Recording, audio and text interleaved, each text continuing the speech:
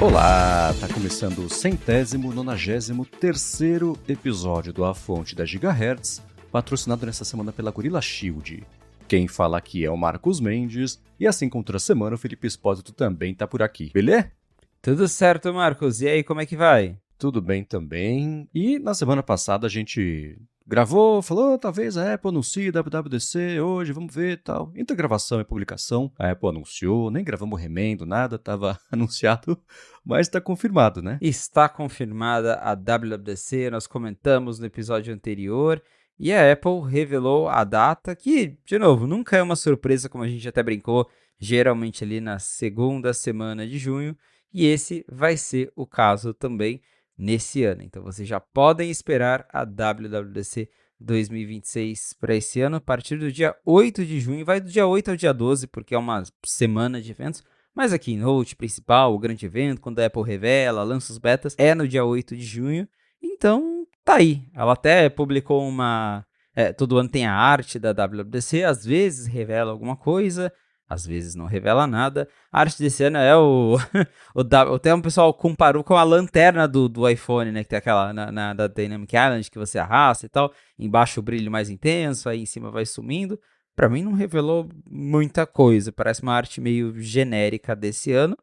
Mas tá confirmado, né? Eu vou te dizer que eu adorei a estética desse ano. Me lembrou mesmo a lanterna com aquelas aberrações cromáticas todas. Tem o brilho, aí na parte de fora tem um efeitinho que é mais puxado pro vermelho, parte de dentro mais pro azul. Parece bem ali aquele efeito da lanterna. Não, pra mim, não diz nada mesmo sobre... Não dá pra esperar que isso vai ser o novo Liquid Glass, não é isso.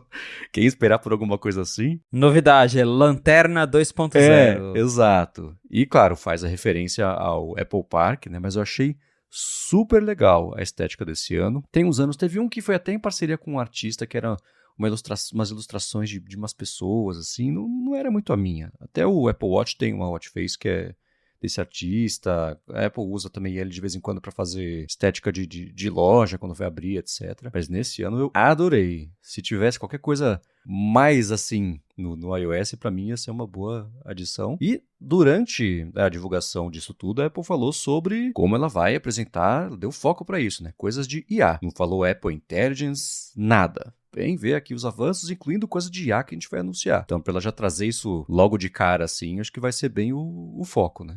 Pra eles terem falado no press release, então acredito que vai ter realmente um foco ali.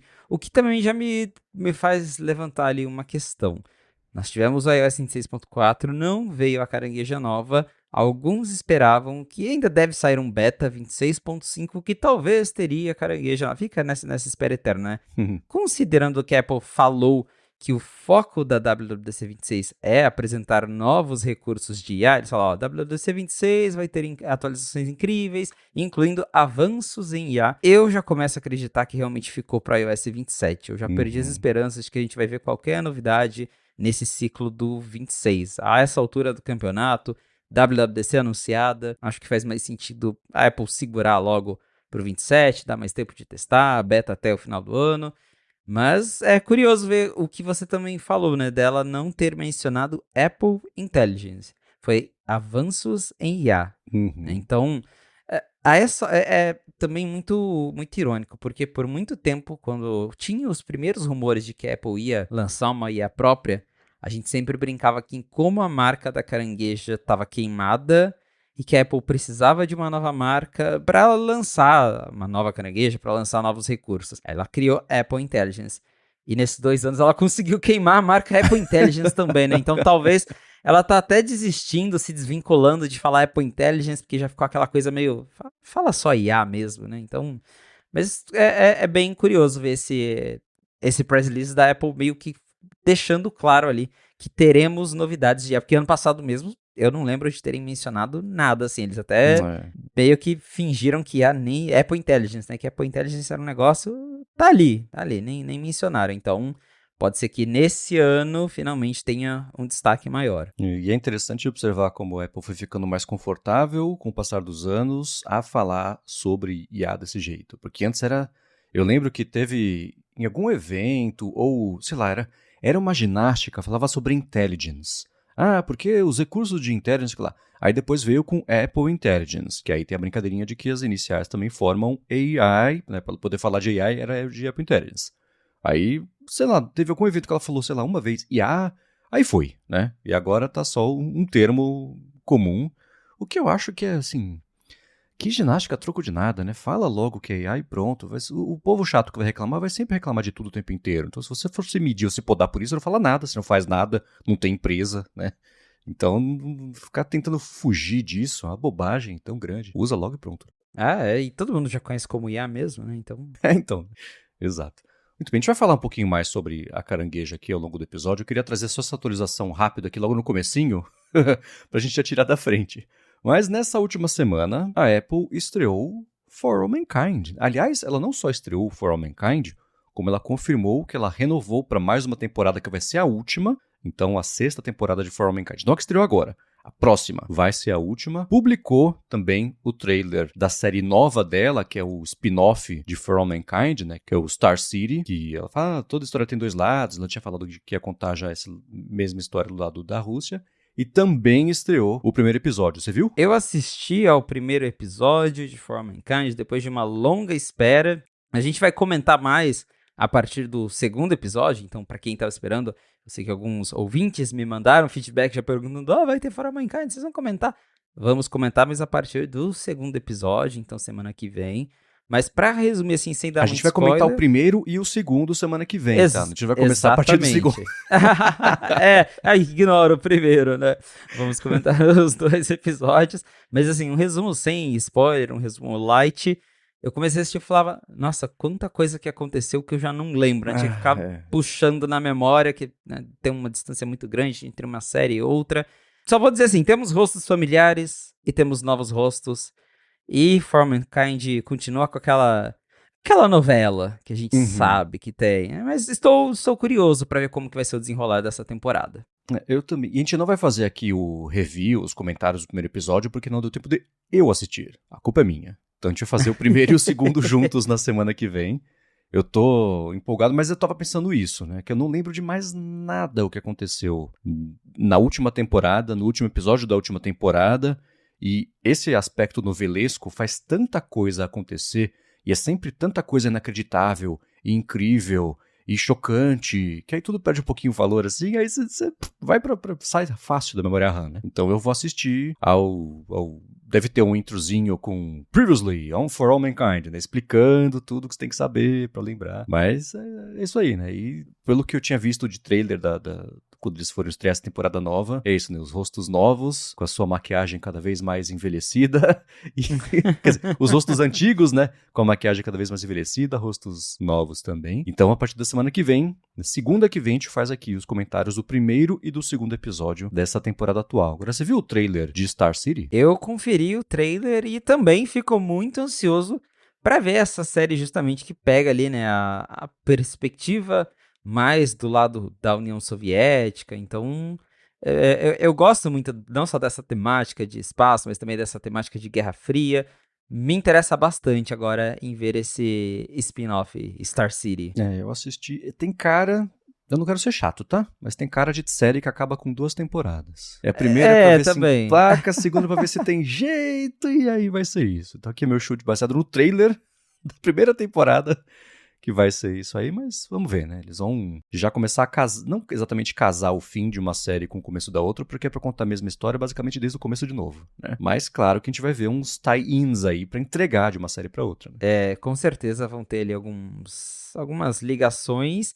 E já tem data, né, pra estrear. Vai ser no dia 29 de maio. Verdade. Então, eu tinha esquecido disso. Primeiro ser mais pra frente. Então, beleza. Vamos ver se a gente pertinho. engata uma coisa na outra aqui, então, né? Porque For All Mankind, essa temporada atual, ela deve encerrar. O último episódio dela tá previsto, pelo menos, pra rolar dia 29 de maio. Então já vai ser bem uma coisa fechadinha com a outra, né? Com certeza. Termina ali e você já pega o gancho pra começar o outro lado da novela. Mas vamos ver se vai ser boa. Muito bem. E ó, antes de a gente começar com os follow-ups aqui, a gente tem no ADT o Amigos do ADT, que são quem escuta o podcast tem alguma iniciativa. Começou na pandemia, você está fazendo alguma coisa bacana em casa, quer ajudar a divulgar, manda pra gente, a gente divulga. E sempre tem projetos, iniciativas, aplicativos bacanas. E nessa última semana a gente vai trazer aqui pro Amigos do A Fonte, porque os nossos amigos do iFeed mandaram uma mensagem pra gente para ajudar a divulgar que eles estão procurando pessoas, uma pessoa nova para escrever para eles. Eles falaram que, para quem não conhece o iFeed, eles somos o Mac Magazine de Portugal. Eles disseram, né? Então, um site em Portugal especializado em notícias, em comentários do mundo Apple. Eu já contribuí para eles por algum tempo, sou super grato ao espaço que eles me deram por lá. A gente vai deixar aqui na descrição o link para quem quiser dar uma espiadinha e quem sabe, com sorte, passar a escrever para lá. Vai ser muito bacana se a gente puder ter ajudado, trazer aqui um de vocês que escuta o podcast passar a escrever para lá. Então, tá na descrição. Com certeza. Abraço pro pessoal do iFeed, também já participei de podcast com eles. Abraço pro André. E contem pra gente se vocês se inscreverem, quem sabe der certo, né? Vai ser bem legal mesmo. Sem dúvida. E vamos lá. Follow-ups em relação às últimas semanas, e a gente comentou sobre toda aquela confusão que foi vazada pelo The Information dos bastidores da ida do Sebastian DeWitt para a Apple, que ele fazia parte da Lux, que é a empresa, startup que faz aplicativo como o Halide, eles têm o de câmera também que eu esqueci o nome, e foi toda uma confusão. Quando o Sebastian DeWitt foi para a Apple, voltou para a Apple, na verdade, falou, bacana, né? Porque, esse é um cara que tem história, um cara talentoso, e ele ir para lá significa, né? Logo na saída, lá, na verdade, quando o Steve LeMay assumiu o cargo da liderança ali do design da Apple, falou, bacana, ele já vai começar a juntar ali um time, né? E a gente falou sobre o Halide, e o Joel dos Santos falou o seguinte, eu nunca entendi todo esse hype em cima do Halide. Literalmente, todos os recursos que o app tem, você já consegue usar com apps gratuitos. E essa tal pipeline de imagem Process Zero, toda glamourizada, é literalmente uma imagem RAW básica. Até o Lightroom oferece modelos RAW e HDR de graça. Aliás, no ano passado, a Adobe lançou o próprio app de câmera deles com recursos parecidos e até melhores, e ele é 100% gratuito, sem compras no app também. Então, Joel, eu sei que o Halide é considerado um aplicativo. Cara, ele realmente é, até porque o modelo de negócios deles mudou bastante. Antes você conseguia comprar individualmente, agora é aquele modelo de assinatura que a gente sabe que muitas pessoas acabam fugindo. Eu concordo, eu uso o Halide há muito tempo, da época que você comprava o app direto na App Store, era seu para sempre, tanto que eu nunca atualizei para a versão de assinatura, eu continuo usando essa versão. E tem só algumas diferenças entre esse Process Zero e uma imagem RAW que você tira, por exemplo, com a câmera do iPhone, que a Apple até tem o Apple Pro RAW, que daí é um outro formato, que por mais que seja foto em RAW, é um RAW que ainda aproveita de alguns pós-processamentos da Apple. Então, é um RAW que ainda tem Night Mode, é um RAW que ainda tem Smart HDR. E o Process Zero, o que ele faz é realmente tirar o RAW cru e não fazer nenhum tipo de pós-processamento. Então, se você está num lugar mais escuro, ele fica com a imagem super granulada, ele realmente não trata nada a imagem.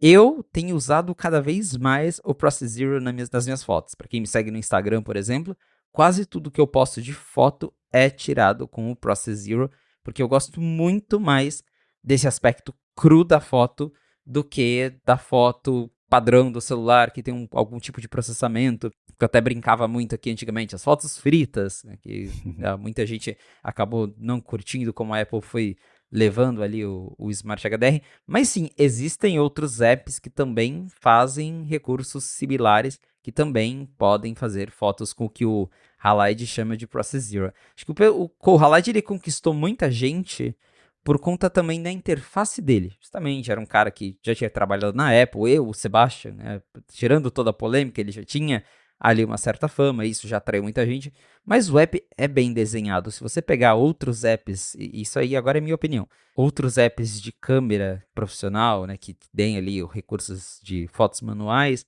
o Halide ele é até fácil de entender, né, aquele aplicativo que você fala, isso aqui realmente foi desenhado para um device Apple, aquela coisa mais intuitiva, bonitinha, ele sempre teve ali um cuidado com a interface, então acho que isso também fez muita gente gostar do Halide, apesar dele ser um aplicativo caro. Mas sim, tem alternativas, dá para encontrar outros aplicativos mais baratos ou até gratuitos que fazem só essa função do Process Zero. Mas o Halide mesmo, ele também tem várias outras coisas. Eles lançaram alguns recursos para os iPhones que não tem duas câmeras, tipo agora o iPhone 16e, 17e, que você consegue fazer um zoom de 2 vezes, que ele usa IA para dar uma melhorada na foto, e aí você tem o zoom um pouquinho melhor.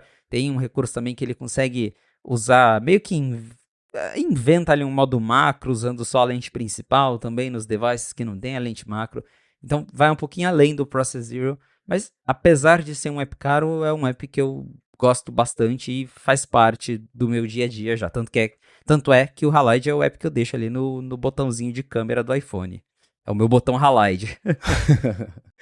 É que assim, tem algumas coisas. Eu acho que sempre, para tudo na vida, quando o assunto é aplicativo pago, sempre vai existir uma alternativa gratuita para tentar ter apelo para quem se recusa e acha um absurdo pagar por qualquer coisa de aplicativo. Eu não estou dizendo que é o caso do Joel. Então, assim, é perfeitamente ok olhar e falar, putz, esse app aqui tá tirando dinheiro das pessoas. Esse aqui que ele faz a mesma coisa, é parecido e faz de graça, né? A Xiaomi passou anos fazendo isso, né? E vende telefone pra caramba, né? Melhor e mais barato, né? Então, eu acho que eu tentei usar o Halide, eu não me adaptei. Eu acho a iniciativa legal, eu tenho uma simpatia enorme pelo app, mas quando eu usei, não rolou, não se encaixou pra mim. E hoje, eu não sou um cara que tira muitas fotos no dia a dia. Quando eu viajo, eu tiro um monte. E fico satisfeito com as fotos, né? Mas no dia a dia, é muito raro eu tirar foto. Então, nunca compensou pra mim ter nem esse, nem outros aplicativos de foto, porque não é uma coisa que... Eu gosto de ver foto, mas tirar foto... Tirar foto o quê, né? Quem me segue, quando eu usava o BeReal, era todo dia a mesma foto, eu sentado aqui trabalhando, e só. Então, não tem muito disso. Mas quando tem uma empresa, você pega, por exemplo, a Gentler Stories, que faz o Gentler Streak, faz o The Outsiders, a Lux, que fazia não, ainda faz o Halide, agora mesmo com o Sebastian DeWitt fora. Você pega empresas, a Panic, por exemplo, né? Empresas pequenas ou médias, no caso da Panic, que cada vez que qualquer pessoa que fala sobre a empresa, a pessoa abre a boca, você vê que a pessoa é genuinamente apaixonada pelo que ela faz e o resultado do trabalho dela mostra isso. É super legal, né? E no mundo, sim, é claro que pra gente, né? Usuário final, tudo querendo tirar 10 conto por mês da gente, ou R$120 por ano, você pega uma assinatura de um GPT que sai R$1.000 por ano, hoje tem mais barato, mas assim, dói. É difícil, é chato, né? Todo mundo o tempo inteiro querendo tirar um troco da gente. Mas pensa no lado de quem? Vai lá, o cara levanta, trabalha o dia inteiro e vai dormir pensando em fazer o aplicativo dele ficar melhor, ficar mais bonito, faz recurso, investe no Process Zero, que é sim, né, como o Felipe explicou, super diferente das outras coisas todas. Cara, esse é o trabalho do cara. Assim, aí quem quiser valorizar, paga. Quem não quiser, não paga, né?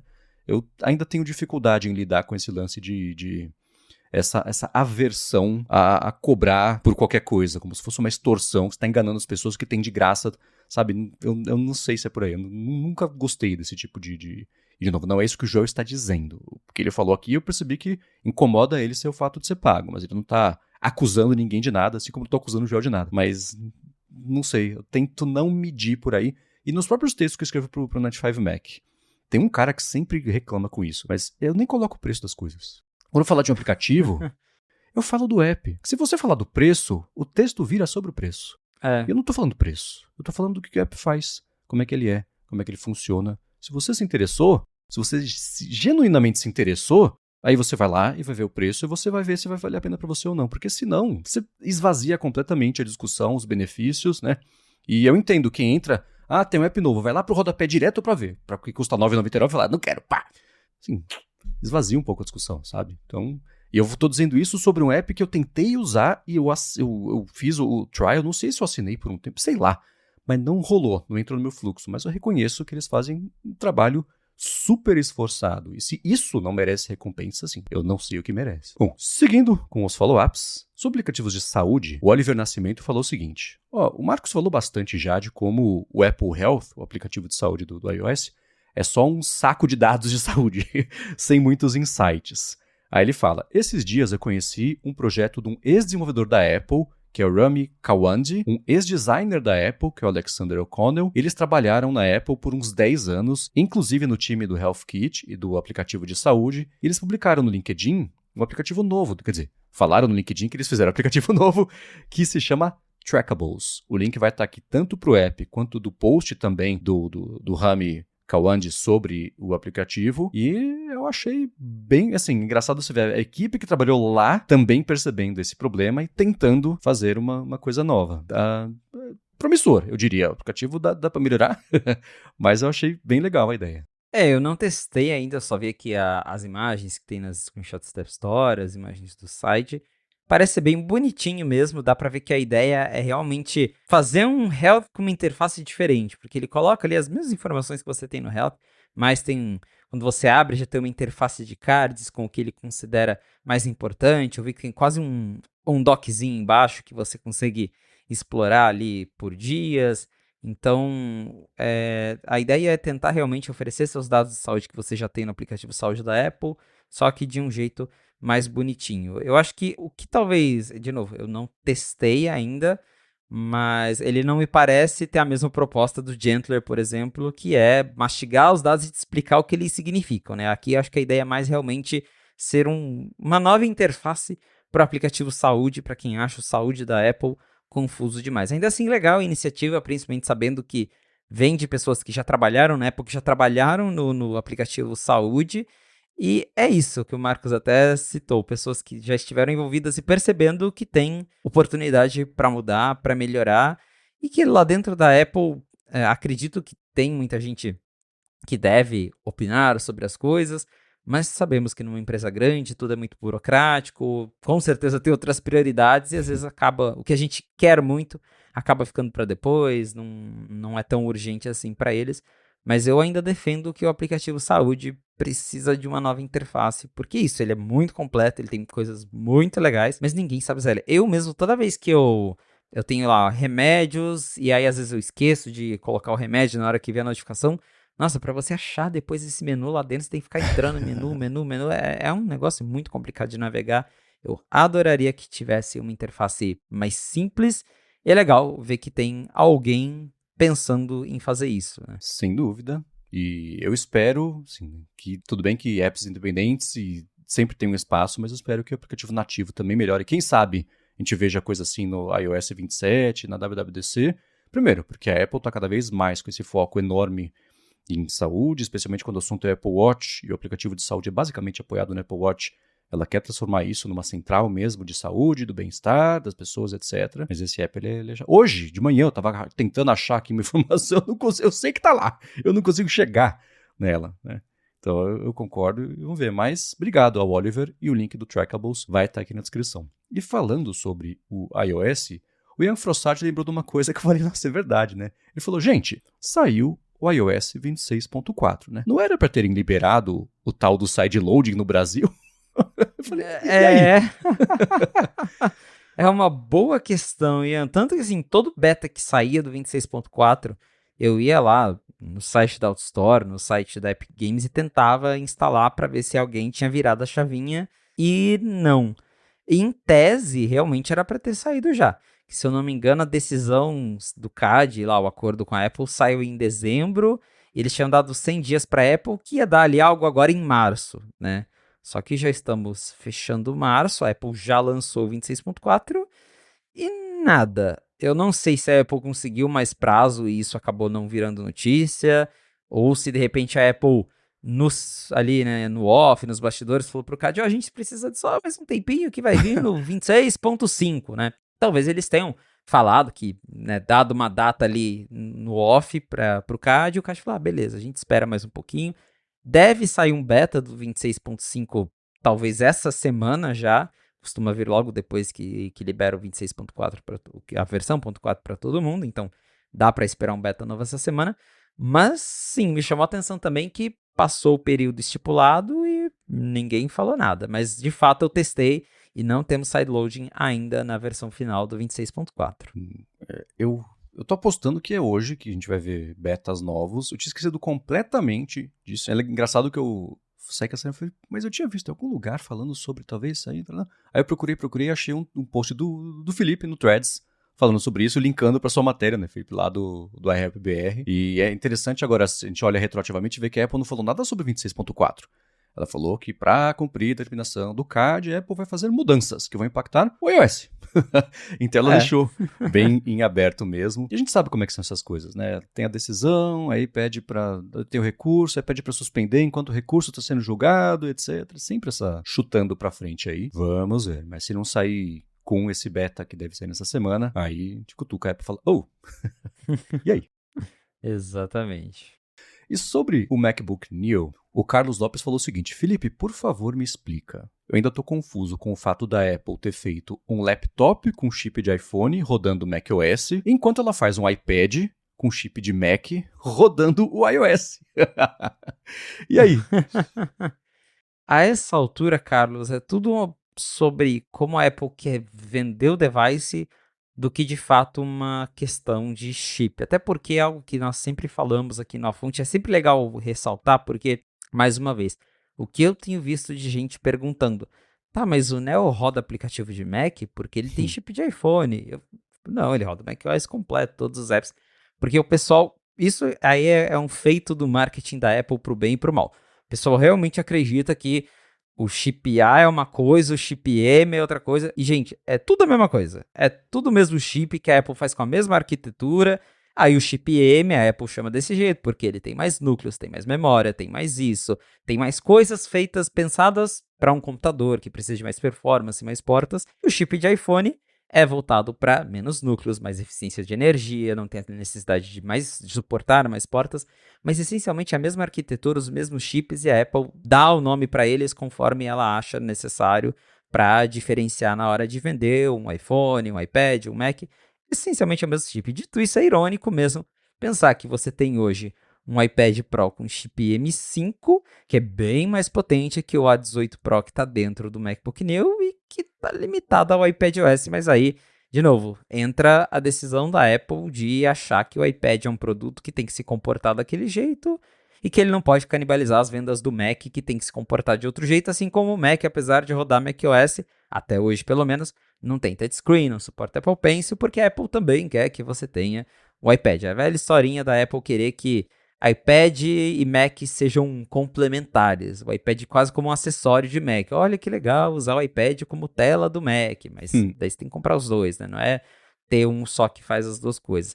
Dizem que a gente vai ter um macOS com touchscreen, vamos ver, mas é isso, no fim das contas, é tudo decisão de marketing sobre como que a Apple quer posicionar cada um dos produtos na linha. Sim, ela passou não desde o começo. Quando ela apresentou o iPad, era para ser o dispositivo entre uma coisa e outra, muito mais de consumo do que de geração de conteúdo, de trabalho mesmo, né? Era uma produtividade leve, eu acho. E desde que ela passou a querer fazer com que o iPad fosse visto como uma continuação natural da evolução do Mac, ela, promovendo como um computador, ela agora tem um chip de Mac, não tem mais desculpa. O iPad é tão poderoso que é tipo um Mac, né? E ela tem se apoiado nisso. E no caso do MacBook sabor Neo, Mac. Exato. E no caso do MacBook Neo, é assim, o chip do iPhone é tão poderoso que ele pode até fazer um Mac funcionar. É o jeito mesmo de contar essa história, como ela mercada a história, como ela conta isso para promover. E a verdade é que eu até brinquei, né, faz umas semanas. O mundo inteiro descobriu que o chip do iPhone é poderoso de verdade. Que se ela fala que você consegue fazer... Ela sempre mostrou, né, no iPhone o pessoal grava vídeo Pro, edita vídeo Pro, bota o pessoal lá nesses vídeos, os fluxos de trabalho só de comercial da Apple, ninguém leva a sério. Jogos. Né? Aguinha, poeira, luzinha, né? Na hora que você pega o mesmo chip e coloca num formato que as pessoas estão mais acostumadas a trabalhar, fala, pô, não é que dá pra fazer mesmo esse negócio aqui, né? É diferente. Acho que a Apple teve também uma boa lição com a campanha, com a aceitação especialmente do MacBook Neo, de ver que tudo não depende só de como você conta a história, mas de como você corresponde à expectativa da pessoa do que ela pode ou não fazer. Então achei isso interessante. E o Alisson falou, né? O MacBook Neo é o iPad que roda macOS que todo mundo dizia que queria. Só falta a tela sensível ao toque. Verdade, né? Exatamente. Porque é até engraçado que a primeira vez que eu vi na apresentação do MacBook Neo, quando lançou, teve um videozinho, você olhando assim até lembra um pouco, né, pelas bordas grandes, parece que a Apple pegou um iPad e colou num teclado de MacBook. É uma coisa meio assim mesmo. Então ele meio que atende à vontade das pessoas de terem um iPad que roda macOS, um produto mais barato. Mas daí não tem touchscreen, porque, de novo, a Apple ainda insiste nisso, que Mac é uma coisa, iPad é outra, e o ideal é que se você precisar, você tenha os dois, ao invés de ter um produto só, que a gente sabe que boatos que final desse ano que vem, ela deve lançar um MacBook com touchscreen, que daí vai misturar um pouco as coisas, mas eu lembro até que o Gurman falou que a ideia da Apple não é deixar o macOS touch first. Ele vai ter adaptações para quando você quiser arrastar uma janela, usar seu dedo para rabiscar alguma coisa na tela, mas que ainda assim ela vai deixar o macOS mais posicionado como um sistema para você usar como mouse, e o iPadOS vai ser o sistema para você usar mais como touch first, né, com interação primária ali a partir do toque. E ainda aproveitando esse gancho, né, a gente falando de o iPad versus o Mac, eu acho muito legal voltar na história, voltar no tempo, olhar para a história do iPad, que é isso, o iPad ele foi anunciado como um device de mídia, um device, até aquele slide de Steve Jobs, né, que fica entre o celular e o computador, que ele é melhor que o celular para algumas coisas, melhor que o computador para outras. Só que eu acho que o que contribuiu para a Apple começar a empurrar o iPad como computador foi o próprio Intel, que o pessoal começava a se frustrar, principalmente nos modelos de entrada, que notebook baratinho era muito ruim, né? Era lento, esquentava, a bateria não durava nada, e o iPad, apesar de ser limitado, a bateria durava, era super levinho, fininho, e muita gente começou a preferir ter tablet para usar no dia a dia, para mandar um e-mail, para usar a internet. E acho que isso foi fazendo a Apple tentar empurrar o iPad como uma opção mais barata de computador, principalmente para quem só precisava do básico. Só que em 2020 a gente teve o Apple Silicon que fez o Mac ser bom de novo, né? Mudou ali a percepção das pessoas sobre computador, e agora dá pra ver que o foco da Apple tá voltando de novo pro Mac. Então, é até curioso também, porque a gente teve toda uma discussão, né, do post-PC era, né? A era pós-computador. A Apple já usou esse termo muitas vezes, que o iPad seria o dispositivo pós-computador. E no fim das contas, a gente tá vendo que se você faz um computador bom, com chip veloz, que a bateria dura um monte, talvez as pessoas ainda queiram ter um computador versus um iPad, né? Então é muito curioso ver como a Apple vai e vem nessa trajetória de iPad versus computador. Sim, é muito claro que por um tempo ela viu o iPad como o sucessor mesmo do Mac. O Mac entrou no modo de manutenção total, né? Porque isso é uma coisa que eu sempre lembro que o pessoal do Upgrade, que é o Jason Snell e o Mike Hurley, eles têm fontes lá, gente dentro da Apple, etc. Eles falam, a gente não fala quem é, mas que alguém falou, cara, era exatamente isso. O Mac, ele estava ali como um produto quase legado na linha, existindo só enquanto o iPad, a Apple viu como o futuro da computação pessoal. Mas o mundo não. E junto disso, com o Apple Silicon, na época era um projeto e começando a dar certo, e aí saiu o MacBook Air, etc., aceitação bacana, ganho grande de Intel, ela voltou a investir, e é bacana que a gente também repercutiu isso recentemente, como o Mac está na melhor fase que ele já teve até hoje. Então, isso nenhum outro produto na vida a gente vai ver um negócio desse acontecer, nem o iPhone, né?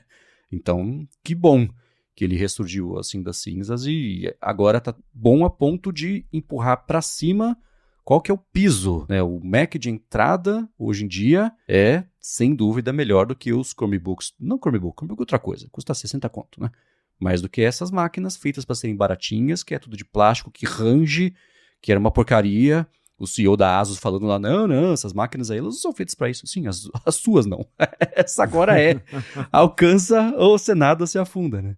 Então, isso eu acho muito, muito, muito legal. E até poucos anos atrás, não era nem querendo imaginar, não era o plano. Era impossível de pensar que isso poderia acontecer. Isso é muito bacana. Agora, falando em Mac, nessa última semana, a Apple colocou quase um contraponto a tudo isso que a gente comentou. E ela confirmou o fim, de novo, do Mac Pro. A gente vai falar sobre isso, mas antes eu vou agradecer a Gorilla Shield, que está patrocinando aqui mais esse episódio do A Fonte e que segue oferecendo 5% de desconto cumulativo com os descontos do site, se você for em gorillashield.com.br e usar o cupom GHZ no checkout para comprar capinhas para o seu telefone, películas para o seu telefone, não só da Apple, mas tem para tudo quanto é fabricante. Eu falei da Asus, tem da Jove, tem coisa para Kindle, tem da Oppo, película também tem para todos eles. Fone de ouvido acabaram de lançar, chama o fone Survivor, tem 30 horas de bateria, cancelamento ativo de ruído, ele tá com desconto e se você usar o desconto, você ganha mais desconto ainda, cumulativo com o cupom GHZ, e esse é o fone grandão, né, aquele que vai ali, é o coco por cima da cabeça ali, mas tem earbud, tem fone com fio, tem o fone Bluetooth, né, que tem um fio que liga só um lado pro outro, Carregador tem o de indução, tem, né, o magnético, tem o de tomada, tem o de carro, tem de iPhone, tem de Apple Watch, tem USB-A, tem USB-C, tem todos eles, tem Power Bank também, com tudo quanto é tipo de adaptador, se você precisar fazer ali, trocar de Lightning, etc, etc. Cabo também falando de adaptador, tem o Lightning, tem micro USB, tem USB-C, outros tipos de cabos. Eles têm acessório para notebook, com uma base elevatória aqui, que inclina para cima, o Mac, que é como eu uso aqui todo dia. Quando eu uso, trabalho nele sem, é engraçado, depois tem enterrado na mesa. Hoje já não funciona mais para mim não trabalhar sem esse acessório. Adaptador também, tem os que tem cabo Ethernet, adaptador também para USB-A, USB-C, né? Você colocar um hubzinho, tem caixa de som. Enfim, tem muita coisa que você pode entrar em gorillashield.com.br, dar uma espiada, e se você usar o cupom GHZ, você ganha 5% de desconto cumulativo com os descontos do site, e sempre tem desconto no site. Muito obrigado a Gorilla Shield pelo patrocínio de mais esse episódio da Fonte e pelo apoio a toda Gigahertz. Valeu, Gorilla Shield! Muito bem, na semana passada, de surpresa, a Apple confirmou com exclusividade lá para o Chance do 95 Mac que ela está descontinuando, desistiu de fazer o Mac Pro, não tem planos de fazer uma versão futura dessa máquina. O Mac Pro, para quem não lembra ou está confuso, é o desktop grandão, que parece aquele ralador de queijo que a Apple lançou faz um tempo, e tinha as rodinhas que custavam tipo, $1.000, que era absurdo. E ela lançou essa versão dele depois de ter passado, 10 anos vendendo o Mac Pro lixeirinha, que ela também desistiu de fazer, porque o mercado apontou para o outro lado, ele esquentava muito, não tinha tanta expansibilidade. Lançou com Intel, aí logo depois ela trocou para Apple Silicon, aí ficou só esse Intel um tempão vendendo na linha. Ela lançou em 2022 ou 2023, uma coisa assim, a versão atual dele, né, que era pelo menos até recentemente com o M2, o chip M2 Ultra, e ele ficou lá parado. A Apple nesse meio tempo lançou o Mac Studio, que é tipo o Mac Mini, só que parrudaço, com um desempenho tão bom quanto o Mac Pro. Tem a piada que o John Siracusa fez, que é verdade, por isso que é engraçado, que o MacBook Neo, em processamento de um thread só, ele é mais rápido do que o Mac Pro. Aí a Apple desistiu, nem esperou lançar um Mac Studio novo, desconfio que ela vai anunciar na WWDC, mas descontinuou. Mac Pro, de novo, não deu certo. Ela está saindo desse mercado que ela não conseguiu achar um jeito de justificar nem para ela, nem para o público ter. E foi o que eu escrevi numa matéria essa semana. O fim dele não foi uma surpresa. O timing foi. Não tinha nem vazado que ela ia descontinuar, né? E aí, Felipe? Eu acho que não foi uma surpresa mesmo, até escrevi para o Macworld esses tempos que eu comecei a desconfiar do fim do Mac Pro quando a Apple matou o Pro Display XDR. Ali eu já fiquei, algo suspeito, porque o Pro Display XDR foi anunciado junto com o Mac Pro Intel, que foi redesenhado lá em 2019, e ela ter matado o Pro Display XDR já acendeu ali um alerta, porque já fazia muito tempo que ela não atualizava o Mac Pro. O Gurman tinha falado que dentro da Apple tinha uma discussão se valia a pena continuar ou não desenvolvendo o Mac Pro. Internamente eles continuavam testando, eu mesmo já vi ali em coisas do sistema, tem fontes também que já falaram que de fato ela chegou a testar um chip mais potente para o Mac Pro, tentou fazer um modelo novo, existiram protótipos, mas dá para ver que no fim das contas eles perceberam que o público do Mac Pro é cada vez mais nichado. Ao mesmo tempo, estamos passando por um momento de crise de componentes mais uma vez, memória RAM está ficando cada vez mais cara, SSD está ficando cada vez mais caro. O próprio Mac Studio, que tinha a configuração lá com 512 GB de RAM, a Apple parou de vender porque acabou a RAM do mercado, basicamente. Né? A OpenAI comprou metade da RAM que existia no mundo já. Então, para que ela ia vender um computador desse? Sem contar que o apelo do Mac Pro na época do Intel era sempre a expansabilidade dele, né? Que você consegue mudar a placa, colocar coisas. Isso ficou muito limitado na versão Apple Silicon porque você já tem o SoC pronto. Você não conseguia mais trocar a RAM do Mac, trocar o HD. Você conseguia até colocar ali um PCI Express com mais armazenamento ou mais portas. Tinha algumas placas de áudio que funcionavam, mas não era mais aquilo de antigamente. Você trocava a placa de vídeo, fazia upgrade. Isso acabou morrendo com a chegada da Apple Silicon. Então o público era cada vez menor, cada vez mais nichado. E quem só comprava o Mac Pro por desempenho, encontra isso no Mac Studio, que é muito menorzinho e muito mais barato do que o Mac Pro. O Mac Studio, se eu não me engano, começa em $3.000 nos Estados Unidos e o Mac Pro começava em $6.000. Então, uma diferença ali de o dobro de preço para você ter essencialmente a mesma máquina, mas que você podia plugar umas coisinhas a mais.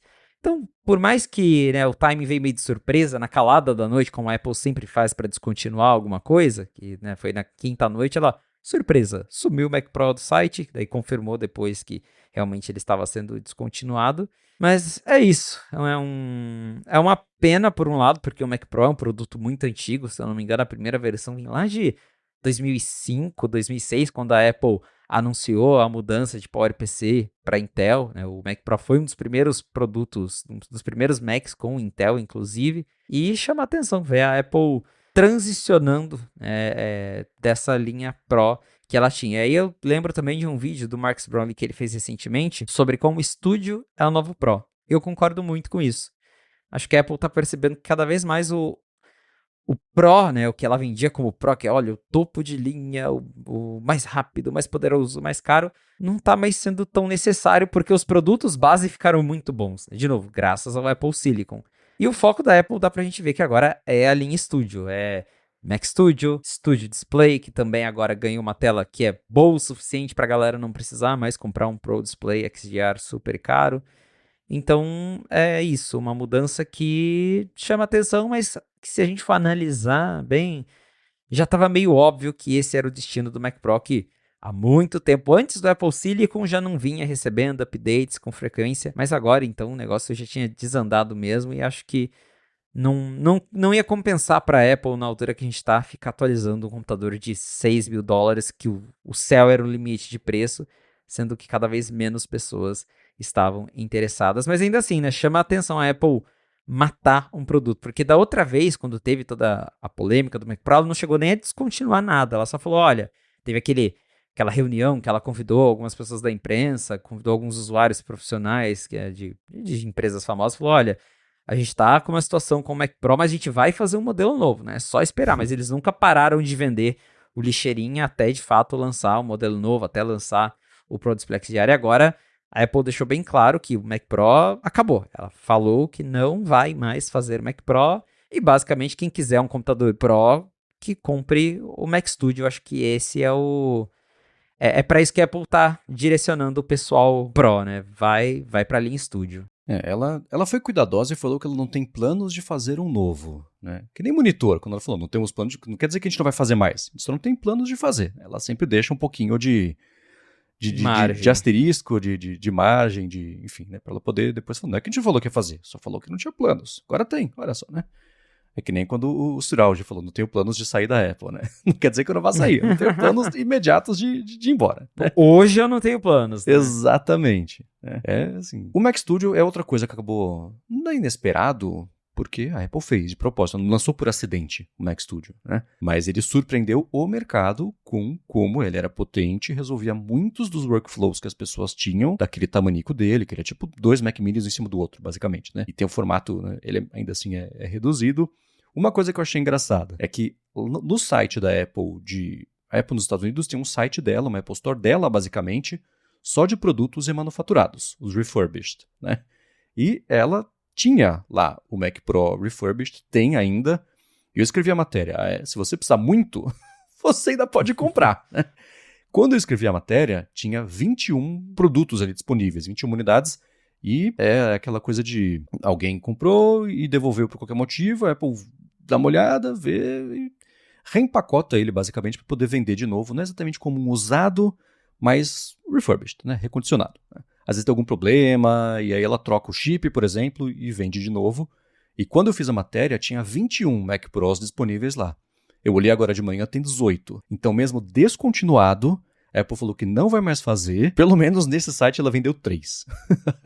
Então, claramente, existe algum tipo de demanda para ele, porque a extensibilidade dele, ela é muito grande. Tem unidade lá que tem, por exemplo, núcleos de GPU de 76 núcleos e 24 núcleos de CPU. O pessoal colocava muitos e muitos gigas, tinha até acho que tera de colocar de memória RAM, sabe? É para um tipo de uso que não dá nem para compreender a gente que usa o computador para ler coisa, escrever coisa, desenhar uma coisinha ou outra, um videozinho e pronto. Né? Gente que faz coisas de 3D, que usa 5, 6 Macs encadeados para poder gerar o filme da Pixar. É esse tipo de uso. Né? essa galera, eu acho que vai ficar um pouquinho desamparada. Tudo bem que o Mac Studio ele resolve até uma parte disso, mas ainda assim a Apple não querendo, decidindo que não vale a pena investir nesse segmento, quem mora nesse segmento vai falar, e agora? Vou ter que seguir comprando Mac remanufaturado? Porque é um outro universo, um outro uso. E ela saindo desse mercado, eu acho que acaba gerando dois efeitos. O primeiro é, ela desestimula outras marcas a também estarem lá no longo prazo, mas no curto prazo a marca fala, opa, tem um vácuo de mercado aqui, vamos tentar se aproveitar disso, e lança alguma coisa nesse sentido, até a Apple resolver lançar algo parecido, porque tem apelo para esse mercado, mas que faça mais sentido para os planos dela. É muita variável nessa situação toda, mas eu achei muito divertido a ideia de pensar, esse produto não existe mais, mas tem a venda aqui quem quiser, e 3 compraram. Eles custam de 6 a 10 mil dólares. Então, pensa aqui, no preço Apple, né, seria tipo 60 a 100 mil reais, e o povo sai comprando. O mercado tinha, mas não justificava para uma empresa do tamanho da Apple, que nem iPhone Mini, o próprio iPhone Air, né, que vende horrores, mas o que é vender horrores numa escala da empresa como a Apple? Né? Podia ser uma empresa sozinha? Podia, mas para a Apple acaba sendo um erro de arredondamento, aí não compensa para ela seguir fazendo. Exatamente. Acredito que terão viúvos do Mac Pro, mas que pensando no todo da Apple, é um produto que realmente deixou de fazer sentido, pelo menos por enquanto, então por isso que eles acabaram descontinuando. Até esse último Mac Pro Apple Silicon que eu vi, que ele foi lançado em 2023, 3 isso. Eu realmente acho que eles lançaram assim, pensando nessa galera que ia ter o seu último Mac Pro. Tipo, ó, tá aqui, daqui a pouco a gente vai matar esse negócio, mas se você realmente usa e quer um computador pros próximos 10 anos, compre esse aqui e acabou, né? Foi um último suspiro ali, um último respiro pra galera que usava o Mac Pro. Eu, inclusive, tem uma emissora aqui da cidade que eu já fui lá e, eles usam o Mac Pro daquele antigão ainda, do design antigo, antes do lixeirinha. Até hoje eles falam, é um computador que a gente comprou especificação topo de linha 15, 20 anos atrás e o negócio funciona perfeitamente pra gente até hoje, agora que a gente tá pensando em trocar. Então, assim, provavelmente também essa galera, se comprar o modelo agora, né, esse que a Apple descontinuou por último, talvez ainda vai usar por mais 10, 15 anos, né? Então, tem isso aí. Quem sabe nesse meio tempo a Apple resolve voltar com a linha Mac Pro, com uma coisa nova, diferente. Mas tá aí, oficialmente Mac Pro descontinuado. E aí eu também fiquei pensando, né, de novo nessa coisa do estúdio. Vai que a Apple chama o novo MacBook OLED de MacBook Studio. Não duvido, viu? Verdade. E ó, pra você ter uma ideia, pra todo mundo ter uma ideia de como é que é o mercado disso. No Mercado Livre, tem um Mac Pro Intel à venda por 20 mil reais. Hoje. Então, é um mercado... Porque tem valor isso. Eu achei o Mac Pro de 2009 por 8 mil reais. Então, existe mercado, existe demanda. Essas máquinas resolvem um problema que outras máquinas até hoje não resolvem. Inclusive, problema de assim... Esse software aqui de 3D que a pessoa usou a vida inteira e que resolve para ela, nem funciona em Apple Silicon. Depende de Intel para funcionar. E você tem que ter 600 GB de RAM para girar o elemento ali dentro. Então, essas máquinas resolvem. É específico, é pouco, é nicho, mas é um nicho caro que precisa disso para seguir trabalhando. Né? Então, é muito curioso. E, assim, o Mac Pro atual, você conseguiria configurar até 8 TB de armazenamento, por exemplo, que é uma coisa que também, daqui a 30 anos vai ser comum, mas hoje é inimaginável fazer isso. Né? Hoje, assim, tipo, falar, preciso de 512 ou 1 TB. Essa é no máximo 8. Né? É tudo muito curioso a respeito disso, lembrando desse histórico todo, do lixeirinha também, etc. Como ela nunca acertou a mão para resolver esse problema depois que ela passou a fazer Macs, como você falou, né, de sistema na chip, é tudo integrado, tudo soldado, você não pode abrir e trocar algum componente. Né? Foi um processo. Lembra no iMac? Não sei se ainda assim, aposto que não. Que você tirava a tela, o iMac ele é só tela, né? Você desconectava a tela que é colada magneticamente ali para botar memória RAM. Eu tinha uma portinha atrás com os slotzinhos de você só espetar ali memória RAM a mais e fazer. Ela saiu, foi para outra direção, né? E esse mercado precisa desse tipo de coisa. E não ficou mais compatível com o modelo que a Apple quer trabalhar. E também nessa última semana a gente viu muitas notícias, algumas que apontando para direções completamente opostas, o que eu achei muito curioso, sobre as iniciativas, os planos, as esperanças, os anseios da Apple quando o assunto é IA. Primeiro, bastidores. A Apple contratou, deu tão certo a primeira vez, né? Contratou uma diretora que era do Google para liderar a parte de marketing de produto de IA. Eu tô brincando porque o John Giannandrea, que passou 15 anos esquentando o banco na Apple, veio do Google. Ele era o líder de Machine Learning e pesquisa do Google e ficou lá, não fez nada, fez coisas. Mas não deu certo e foi embora, né? Mas agora a Apple contratou a Lilian Rincon. Ela, lá no Google, era a vice-presidente de administração de produto, de Product Management, e na Apple ela vai trabalhar em basicamente duas frentes. Vice-presidente de produto de marketing para IA e também administração de produto para a plataforma de IA da Apple. Ela vai responder ao Greg Joswiak, que hoje está na hierarquia ali, e o Greg Joswiak responde, claro, até por enquanto, até saiu o press release falando que não é mais ele, o Tim Cook, né?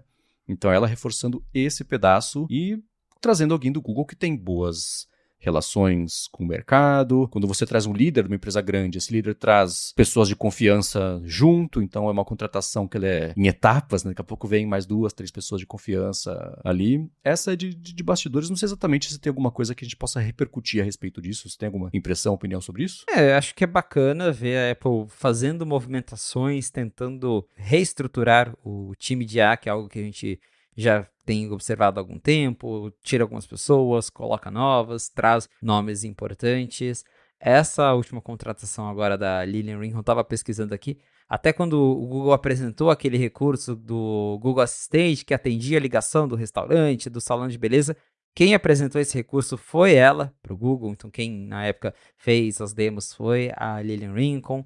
Então, é uma pessoa que está envolvida bastante ali com o desenvolvimento de IA e pode ser, acredito que seja positivo para a Apple ter esses nomes. De novo, a gente sabe que a Apple está enrolada com a Apple Intelligence, só nas promessas, fez parceria com o Google mesmo, e dá para ver que, apesar de todos os tropeços, a Apple continua correndo atrás de tentar reestruturar, de ver se consegue, né, talvez com uma equipe nova, consegue tirar mais coisas do papel, então isso é importante. Esse é de bastidor e é bom ver notícias sobre a Apple contratando e não só perdendo gente, né, da parte de IA, porque estava difícil há uns meses. E, bom, a parte de produto, a semana começou com a notícia de que o Mark Gurman vazou que a Apple planejava fazer, finalmente, eu falo isso há 15 anos, um aplicativo específico da Carangueja, que é um chatbot, interface de IA para anunciar no iOS 27, aí vai ter no iPadOS também, claro, para o macOS 27, sendo o app centralizado ali de você interagir com ela, assim como é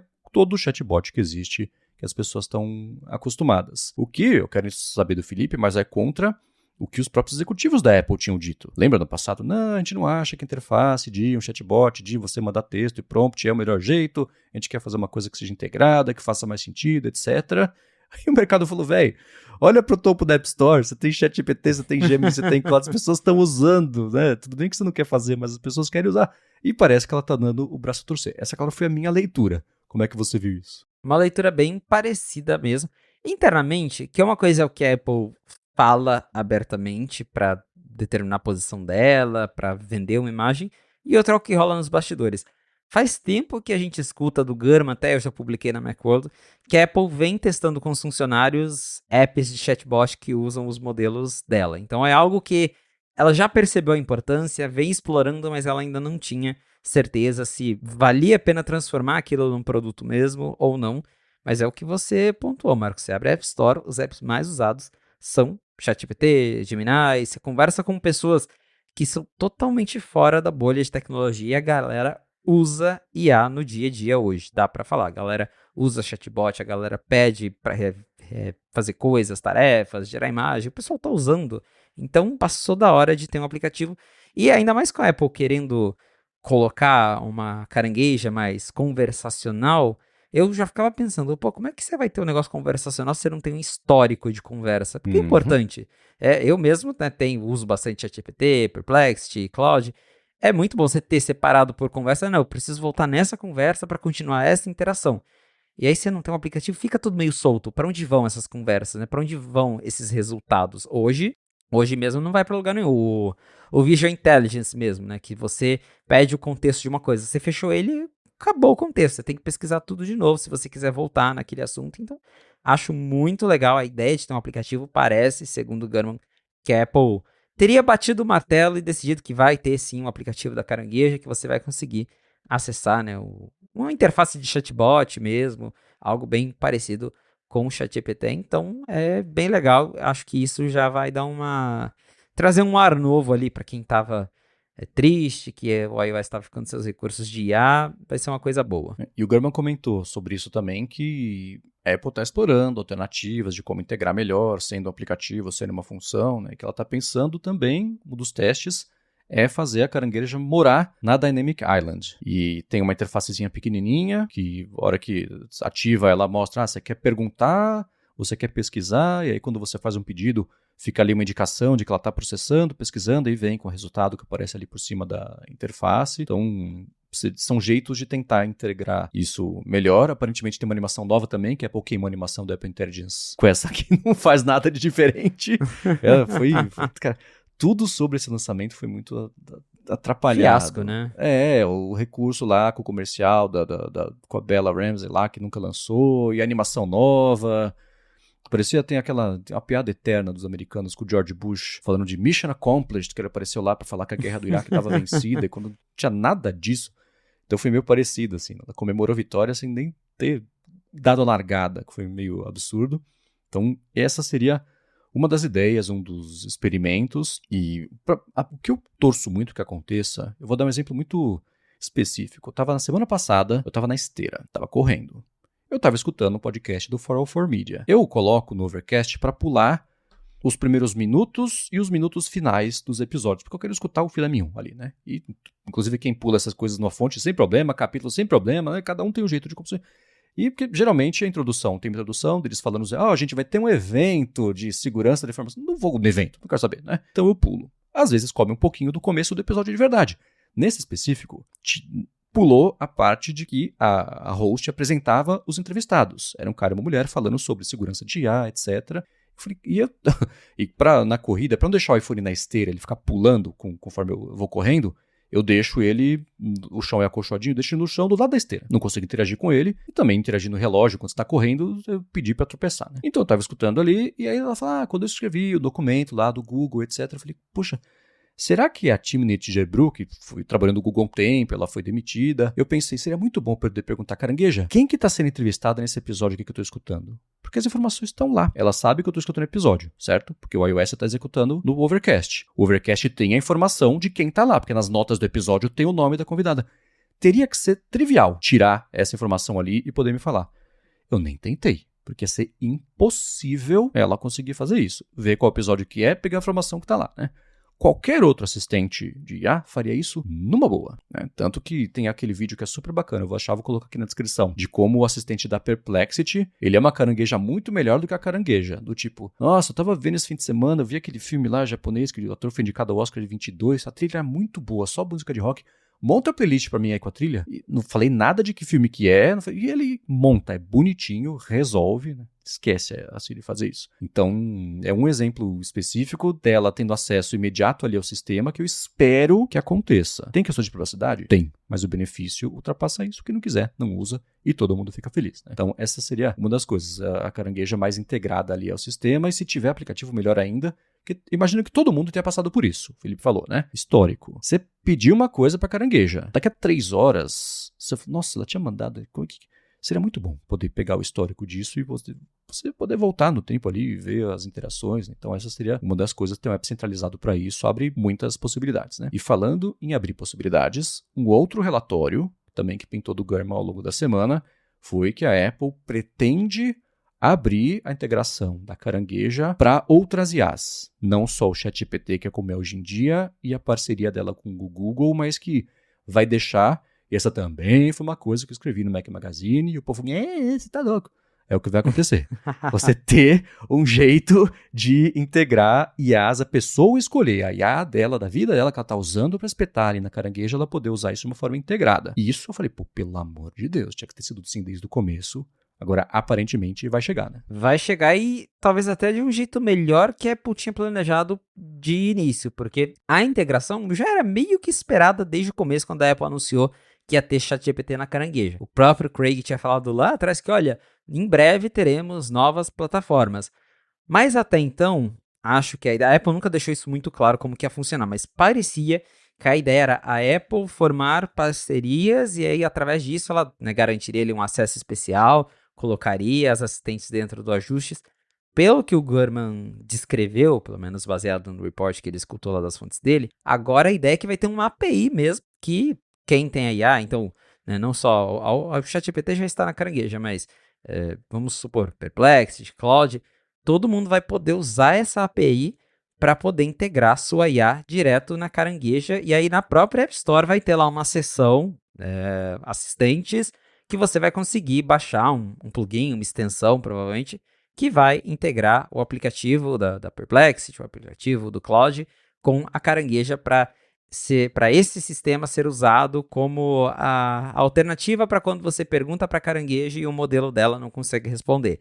Aí ele decide qual que é o melhor modelo e joga a resposta para a IA que você escolheu. Isso é essencial também, sempre achei que esse era o caminho mais bacana, até porque a gente sabe que cada IA hoje, né, das que tem por aí, cada IA é melhor para uma tarefa específica. Tem IA que é melhor para conversa, tem IA que é melhor para código, para resolver problemas. Então, é muito bom você ter a opção de poder jogar a sua resposta para um serviço de terceiro se a principal ali que você usa não sabe responder. E parece que isso vai chegar no iOS 27 na forma de uma API. Então, acho bem legal essa ideia, que acaba até flexibilizando um pouco da ideia inicial da Apple, que dependia da Apple chegar num acordo com as outras para daí decidir quem que entra nos ajustes. E aí, nisso a Apple até acho que evita uma briga com a União Europeia, né? De ficar escolhendo quem pode. Agora é uma API, todo mundo vai lá. Claro que a Apple com certeza vai ter que revisar isso, mas ainda assim, muito mais aberto do que o modelo original que a Apple propôs e que até hoje nunca viu a luz do dia, né? E essa parte da União Europeia é um ponto bem importante também. Porque agora, pensa assim, né? Essas duas notícias estão juntas porque a Apple lançar um aplicativo específico da Carangueja e a Carangueja ser o jeito nativo do sistema que você interage com o assistente virtual é a mesma briga do Safari ser o sistema nativo de navegação. É a mesma briga do calendário ser o app nativo de calendário. Ela tendo um app para fazer isso, ela abrindo também para terceiros integrarem com isso, ela fala, gente, não é anticompetitivo. Eu tenho aqui o app, mas também quem quiser pode integrar.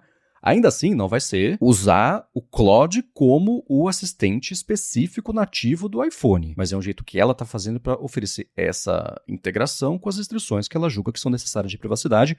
E aí, claro que as empresas vão querer brigar para poder abrir ainda mais. Mas pelo menos vai existir essa integração, porque hoje em dia já não. Hoje em dia é muito pulverizada a preferência de uso de... Tem gente que prefere o Grok, tem gente que prefere o Claude, tem gente que prefere o ChatGPT, tem gente que prefere o da Perplexity, tem gente que prefere o Gemini, ou Gemini, né? Eu falo Gemini. Então, é muito pulverizado já. Vão aparecer outros, tem gente que prefere o da Mistral, tem gente que roda o local na máquina.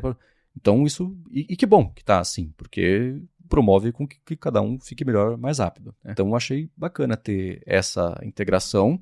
É um caminho para o que também escrevi recentemente a respeito de como o futuro da interação desses apps é só com voz. Não é o único jeito. Vai ter aplicativo, vai ter interface. Quem quiser continuar mexendo, vai continuar mexendo. Mas, conforme o tempo for passando, vai ficar cada vez mais natural a ideia de falar isso que eu acabei de fazer, Dudu, assim, Carangueja, qual que é esse episódio que eu tô escutando? Qual que é? Ou então, assim, eu escutei um episódio faz uns dias que tinha isso, me manda para mim no e-mail o resumo.